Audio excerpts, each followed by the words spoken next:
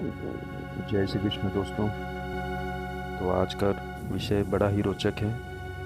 आज हम दो ऐसे वीरों के बारे में बात करेंगे जो लगभग अजेय थे और बहुत ही बलशाली भी थे। मैं बात कर रहा हूँ वानरराज वाली और अंगराज कर्ण के बारे में। और दोनों में कुछ समानताएं भी थीं, तो उसके बारे में आज हम चर्चा करते हैं।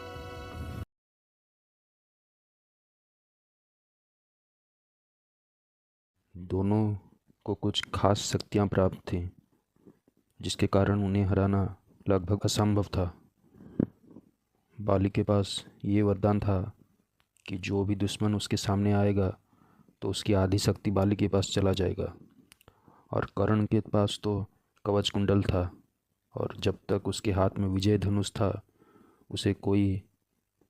उसका वध कोई कर नहीं सकता था। दोनों ही अपने छोटे भाइयों को अपना सबसे बड़ा शत्रु मानते थे। वाली सुग्रीव को अपना सबसे बड़ा शत्रु मानता था और कर्ण अर्जुन को अपना सबसे बड़ा शत्रु मानता था। बाली और कर्ण दोनों का अंतिम लड़ाई भी अपने छोटे भाइयों से ही हुआ। बाली भगवान श्री राम के द्वारा मृत्यु को प्राप्त हुए और कर्ण का वध अर्जुन के द्वारा हुआ, और वो भी भगवान श्री कृष्ण के आशीर्वाद से। चूँकि बाली और कर्ण दोनों ही लगभग अजेय थे, तो उन्हें मारने के लिए उनके छोटे भाइयों ने भगवान विष्णु के अवतारों का सहायता लिया।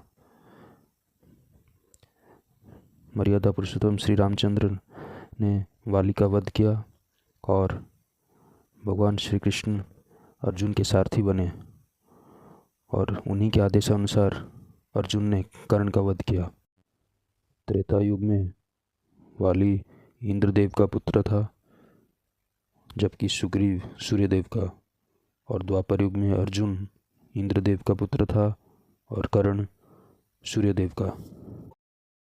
बाली और कर्ण दोनों को वायुदेव के पुत्रों का सहायता प्राप्त नहीं हुआ।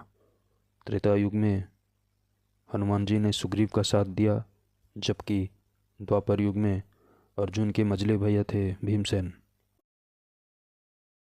युद्ध का नियम पालन करते हुए दोनों का वध करना लगभग असंभव था। चूँकि वाली और कर्ण दोनों ने अधर्म का साथ दिया, इसीलिए उनकी मृत्यु भी अनैतिक तरीके से हुआ। बाली और कर्ण दोनों ही अपने अपने युग के सबसे बड़े खलनायक के साथ मित्रता निभाई थी। कर्ण तो दुर्योधन का अति प्रिय मित्र था। बाली ने भी रावण के साथ मित्रता निभाई थी। हाँ, चूँकि ये बात अलग है कि पहले बाली ने रावण को द्वंद्व युद्ध में हराया था, उसके बाद रावण ने अपनी तरफ से मित्रता का हाथ बढ़ाया था बाली की ओर। तो आज के वीडियो से हमें ये सीख मिलती है कि अहंकार, अन्याय और अधर्म चाहे कितने बलशाली क्यों न हो जाएं, परंतु सत्य और धर्म से कभी जीत नहीं सकते। अंत में जीत सत्य की ही होती है।